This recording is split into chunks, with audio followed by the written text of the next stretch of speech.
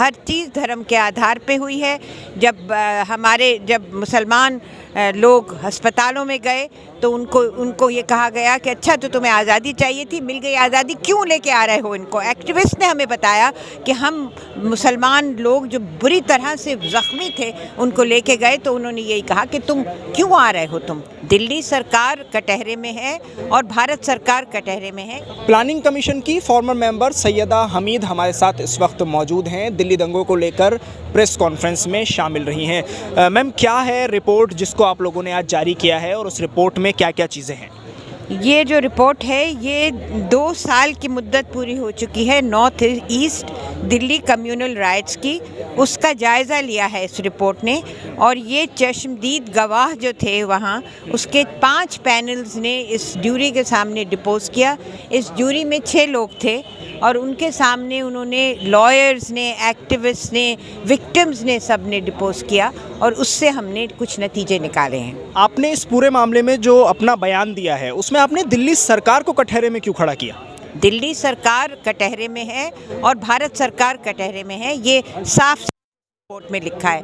क्योंकि दिल्ली पुलिस जो है वो आप अच्छी तरह जानते हैं कि उस भारत सरकार के अंडर है और सारा ये जो कॉम्पनसेशन है और सारा जो रिहैबिलिटेशन है ये सब दिल्ली सरकार के ज़िम्मे है। ना उन्होंने अपना निभाया ना इन्होंने अपना निभाया। पूरे तौर से इन्होंने अपना पूरा जो मैंडेट है उसको रद्द कर दिया और जिस ताकत से वो वोट लेके और पावर में आए थे, ख़ास तौर से आम आदमी का वोट लेके जो आए थे, उस आम आदमी के वोट वालों ने ये किया कि उसने जब किसी की मौत हुई जो कि एक अधिकारी था तो उसके लिए 1 करोड़ रुपया मुआवजा, और अगर कोई छोटा बच्चा था जिसकी मौत हुई इसी दंगे में तो उसके लिए 5 लाख। ये कहाँ का इंसाफ है? तो कहीं धर्म के आधार पर कह रही हैं आपके भेदभाव हुआ? हर चीज़ धर्म के आधार पे हुई है।